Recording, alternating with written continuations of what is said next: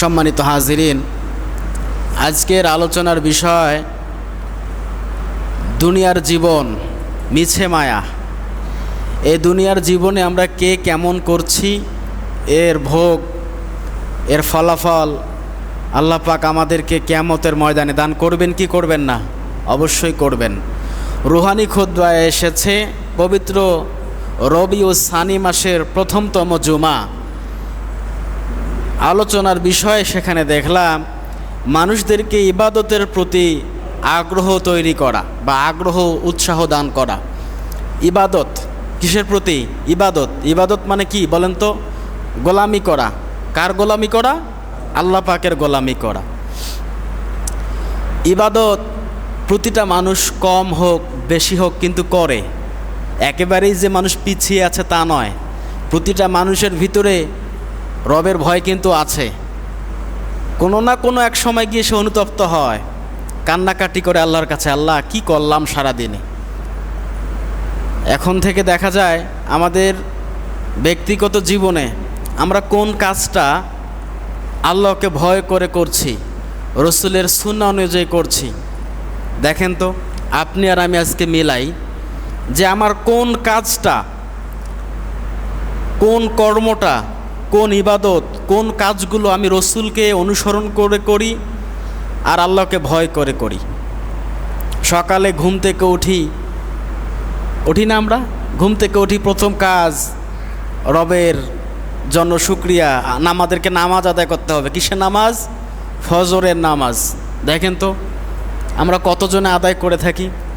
Maximum পরিবারে মানুষ ফজরের নামাজ আদায় করতে পারে না। এটা আমাদের জন্য সবারই। তাহলে শুরুটাই আমাদের গোলমাল হয়ে গেল। এরপর সকালে উঠে কাজকর্মে আমরা জয়েন করি, কাজে কর্মে যাই। এই যে খাবারটা যে খাই, দেখেন তো চিন্তা করে আমরা কতজন মানুষ এই খাবারটা গ্রহণের সময় রসুলের সুন্নাহ অনুযায়ী খাইতে পারি? অনেক সময় খাইতে পারি না, হয় না? নিজেকেই নিজে প্রশ্ন করে দেখেন, আজকে যদি আপনার আমার মৌত হয়, মৃত্যু হয়ে যায়, আল্লাহ পাকে আমাদেরকে মাফ করবে? চিন্তা করে দেখেন তো। আমাকে বলে লাভ নেই, আপনারা আমরা তো সবাই রবের গোলাম, আল্লাহ পাকের গোলাম না আমরা? আল্লাহ পাক আমাদেরকে পাঠিয়েছে তার ইবাদত করার জন্য। আজ থেকে প্রায় কয়েক বছর আগে, 7 থেকে 8 বছর আগে, আমি নবদিগঞ্জ থেকে সাতমাথার দিকে আসছিলাম। আমার মনে হচ্ছে অটোতে অথবা আমি বাইকে ছিলাম। দেখলাম একটা বাস ভীষণ স্পিডে যাচ্ছে, খুব জোরে যাচ্ছে, মানে কিছুই মানছে না। সামনে এসে দেখি একজন মোটরসাইকেল আরোহী এক ভাইকে অ্যাক্সিডেন্ট করেছে। তিনি লাশ হয়ে জমিনে শুয়ে আছে, তার গাড়িটা আরেক দিকে পড়ে আছে। এখনও লোকটার জীবন যায় নাই। আমরা সামনে গিয়ে দেখি লোকটা জিহ্বায় কামড় দিয়ে, সম্ভবত লোকটা ভদ্রলোক, ব্যাংকে চাকরি করে, এরকম হতে পারে, তার পোশাক আশাক দেখে এরকমটা মনে হচ্ছে। পরবর্তীতে ওখানেই খবর নিলাম, সে ওখানেই মৃত্যুবরণ করেছে। এই যে মৃত্যু, রাস্তায় সে চলছে, কোনো না কোনো একটা জায়গায় যাচ্ছে, চলতে চলতে হঠাৎ করে অ্যাক্সিডেন্ট, ওখানেই তার মৃত্যু। এরকম মৃত্যু হয় কি হয় না মানুষের? হয়। আপনার আমার জীবনেও তাই। বাথরুমে গোসল করতে ঢুকেছেন, কি থেকে কি হয়ে গেল, আপনি ভালো মানুষ, ওখানেই পড়ে আপনার মৃত্যু। এরকম হয় কি হয় না? মৌতের ভয়। এজন্য বাথরুমে যখন মানুষ যায় গোসল করার সময় অবশ্যই শরীরে সতর অবলম্বন করবেন, পর্দা অবলম্বন করবেন। কাপড় চোপড় খুলে গোসল করাটা ঠিক না, কারণ কখন আপনার মৃত্যু হয় আপনি বলতে পারবেন না। বাথরুমে যদি আপনার মৃত্যু হয়, দরজা ভেঙে হোক দরজা খুলে হোক, মানুষ ঢুকেই দেখবে আপনার শরীরে কাপড় নাই। লজ্জার ব্যাপার না? এজন্য কখন মৃত্যু হয় বলা যায় না। ওই সময়ও আপনাকে শরীরে কাপড় রেখে গোসল করতে হবে। ভয় রাখতে হবে কার? আল্লাহর। বাড়ি থেকে যখন বের হবেন, যানবাহনে উঠবেন, মনে রাখবেন হয়তো আর নাও ফিরতে পারেন বাড়িতে। যদি সম্ভব হয় হাত মুখ ধোয়ার পরিবর্তে উজু করে নেবেন। কি করে নেবেন? অজু করে বের হবেন, পবিত্র হয়ে পাক সাফ হয়ে বের হবেন। কারণ মৃত্যু তো কখন আসে বলা যায় না। বলা যায়? দেখেন সাহাবীরা, আল্লাহ রসুলের সাহাবী যারা ছিল তাদের জীবন আজকে কবুল কেন? তারা হচ্ছে রাদিয়াল্লাহু তাআলা আনহু। তাদেরকে আল্লাহ পাক কেন কবুল করলেন? তাফসীর কারকরা বলেছেন, আমি নিজেও অনেক পড়াশোনা করে দেখেছি, তাদের কবুল হওয়ার পিছনে একটাই কারণ, তারা আল্লাহ রসুলের আইনকে সঙ্গে সঙ্গে মেনে নিয়েছেন, কোনো প্রশ্ন ছাড়াই, কোনো প্রশ্ন করে নাই, সঙ্গে সঙ্গে তারা মেনে নিয়েছেন। আল্লাহ রসুল যাহা বলেছেন প্রশ্ন ছাড়াই, মুহূর্ত তারা দেরি করে নাই, মেনে নিয়েছেন। যেমন আবু বকর সিদ্দিক রাদিয়াল্লাহু তাআলা আনহু, আল্লাহ রসুল মেরাজ থেকে আসলেন, আবু বকরকে বললেন, তুমি কি আমার মেরাজ বিশ্বাস করো? হযরত আবু বকর বলছে, হ্যাঁ ইয়া রাসূলুল্লাহ, আমি সঙ্গে সঙ্গে বিশ্বাস করে নিয়েছি। ইয়া রাসূলুল্লাহ, আমি এক সেকেন্ডের জন্য, এক মুহূর্তের জন্য দেরি করি নাই, আপনার মেরাজ আমি বিশ্বাস করে নিয়েছি। আল্লাহ রসুল বলেন, হ্যাঁ আবু বকর, তোমার নামে আজকে লকব লাগিয়ে দিলাম, তুমি শুধু আবু বকর না, আবু বকর সিদ্দিক, তুমি সত্যবাদী। এক একজন সাহাবীর মর্যাদা, এক একজন সাহাবীর গুরুত্ব এক এক রকম। তো আমরা আমাদের জীবন কিভাবে পরিচালনা করছি? আজকে আমি এই মসজিদের ইমামতির দায়িত্বে নিয়েছি, ইমাম, খতিব। দেখেন তো, আজকে আমি যে দায়িত্বে আছি, আমি কিছু করতে পেরেছি এ যাবত? বলেন তো, প্রায় 2.5 বছর হয়ে যাচ্ছে না আমার ইমামতির বয়স এখানে? এরকমই হবে। আমার দ্বারা কোনো কিছু সম্ভব হয়েছে? কারো উপকার? আমি মনে করি কিছুই হয় নাই। কেন হয় নাই? কারণ আমি এখানে বসে আইন প্রয়োগ করতে পারি না, আমার কথা কেউ শুনবে না। শুধু শুনবে নামাজের সময়, আমার সাথে রুকু করবে, আমার সাথে সিজদা করবে, আর বয়ান করলে শুনবে। এছাড়া আর কিছু আছে? এটা কিছু বাস্তব, এছাড়া কিছু না, আমি কিছু করতে পারি না। আমি যদি আজকে চাই সমাজটাকে সুন্দর করে মানুষদেরকে নিয়ম শৃঙ্খলার মধ্যে রাখি, কোরআনের হুকুম অনুযায়ী আজকে আমরা একটু এই সমাজটাকে পরিচালনা করি, সমাজের মানুষ আমার বিরুদ্ধে যাবে। হ্যাঁ, ওনাদের বিরুদ্ধে কোরআনের আইন বাস্তবায়ন হলো না, হুজুর আমার বিরুদ্ধেই হলো, ওনারাই বলবে, আপনারাই বলবেন। দেখেন, আমরা কিন্তু দুনিয়াতে সারা জীবন থাকবো না। এটা কত সাল? 2025 সাল না? এটা 2025 সাল। আমার মনে আছে যখন আমি পড়াশোনা করতাম, 2007 সাল আমি কলম দিয়ে কি পেন্সিল দিয়ে লিখেছিলাম খাতার মধ্যে। স্যারকে তো দিতে হবে লেখাটা, হাতের লেখা দিয়েছিল, লিখতাম 2007 সাল, আমার মনে আছে। এই 7 সাল থেকে আজকে 2025 সাল, তাই না? তাহলে প্রায় 18 বছর, 18 বছর অতিক্রম করে আমি হাবিব আজকে এই জায়গায়। যখন 2050 সাল লিখব, হয়তো বা চোখের মধ্যে একটা চশমা লাগাতে হবে, দেখতে পারছি কি দেখতেছি না। হ্যাঁ, এরকম না? দেখতে পারি কি পারি না, তার মানে আমি বৃদ্ধ। 50 সালে এসে আমি বৃদ্ধ, আমার আর যৌবন শক্তি, সাধারণভাবে চলাফেরা করতাম, কোনো শক্তি, জোশ, খ্যাত কিছুই আর আমার নাই। এক সময় আমার মৃত্যু। তার মানে 2070 সাল আমি লিখতে নাও পারি, আমার কপালে থাকবে কি থাকবে না এটা ভাগ্যের ব্যাপার, তাই কি না? এমনটা না? আপনার প্রজন্ম, আমার জেনারেশন, ছেলে মেয়ে, তারা 70 সাল লিখবে, 2070 সাল। চিন্তা করে একবার দেখেন যে 2070 সালে আপনি আর আমি নাই, আপনি আর আমি ছাড়া দুনিয়া। এখন হয়তো মারা গেলেন, ওই যে কবরস্থানটা আছে না, ওই কবরস্থানে গিয়ে কোনো একটা জায়গায় আপনাকে দাফন করে, আমাকে দাফন করে রেখে আসবে। কি হবে? আপনি আমি ছাড়া মসজিদ কি অচল হয়ে থাকবে?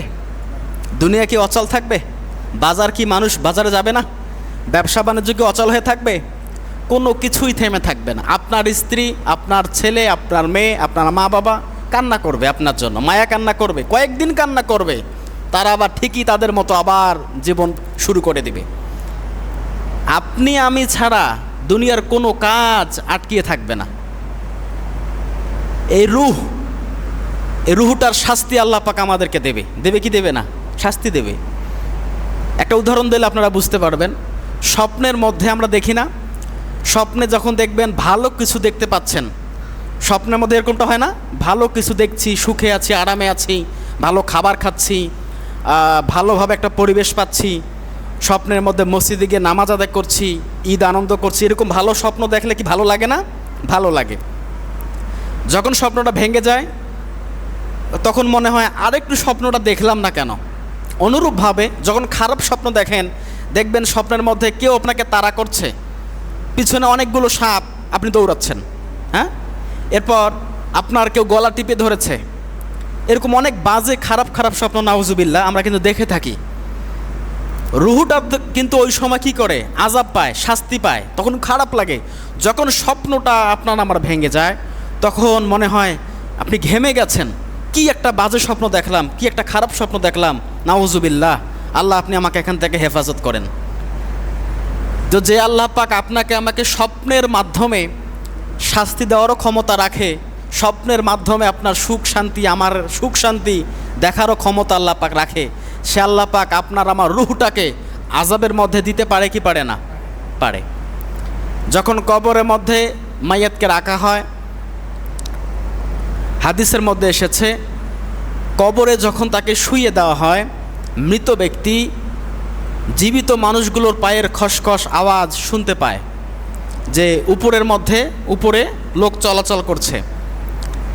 তখন যখন ওই মৃত মাইয়াতকে দাফন করে কবরস্থ করার পর মানুষগুলো একে একে চলে আসে, কবর থেকে বিদায় নিয়ে চলে আসে। দুইজন ফেরেশতা, তার একজন ডান দিকে আর একজন বাম দিকে এসে উপস্থিত হয়ে যায়। তাকে আমরা তো চিৎ করে শুয়ে দেই, তাই না? চিৎ করে শুয়ে দেই।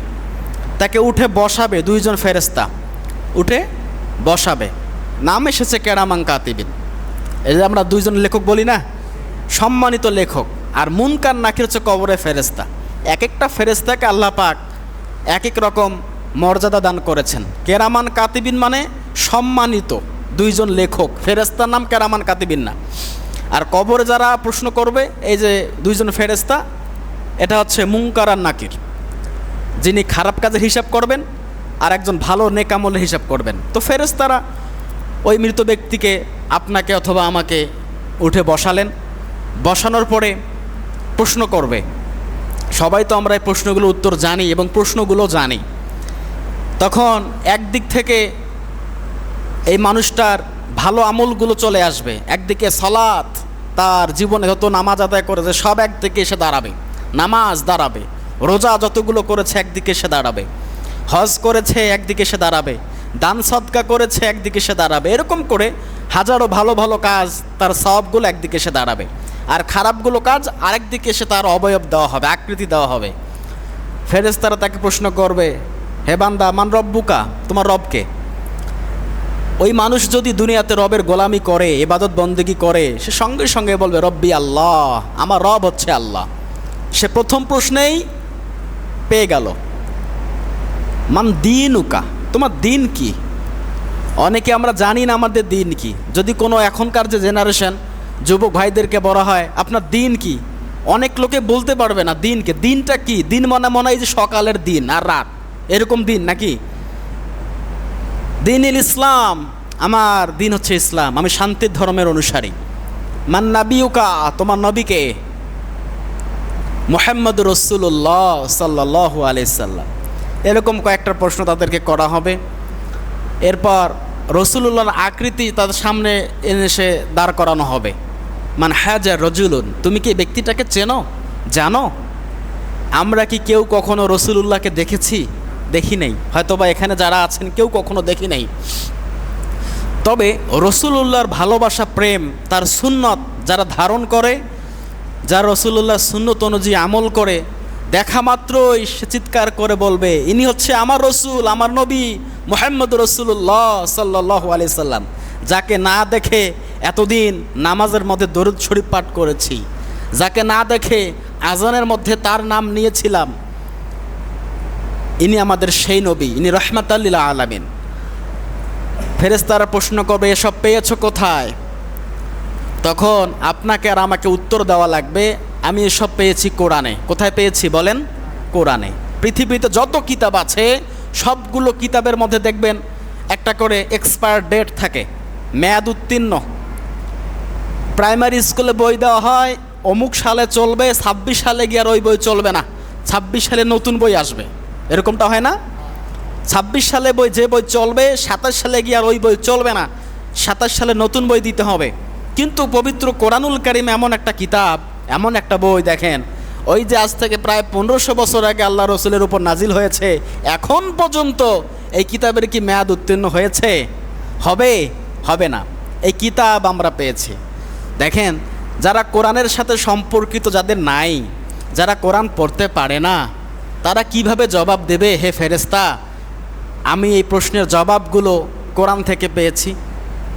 ওইখানেই তো আমরা আটক হয়ে যাব, ওখানেই আমরা ব্লক হয়ে যাব, আমাদের আর দৌড়া রাস্তা থাকবে না। আজকে দেখেন বাংলাদেশে অনেকগুলো মানুষ, অনেক মানুষ, দুঃখজনক হলো সত্য, কোরআন আমরা পড়তে পারি না, কোরআনের সাথে আমাদের সম্পর্ক নাই। ইংরাজিটা বুঝি, কোচিং করি, ক্লাস করি, প্রাইভেট পড়ি হাজার হাজার টাকা খরচ করে, গণিতটাও বুঝি, সায়েন্স বুঝি, বায়োলজি বুঝি, সব বুঝি, সব বুঝি, শুধু কোরআনটাই বুঝতে পারি না। আর যারাই দেখবেন কোরআন বোঝে, আলেম ওলামা মানুষ, এদেরকে বলা হয় মৌলবাদী, জঙ্গি। এরকম হয় কি হয় না বলেন তো?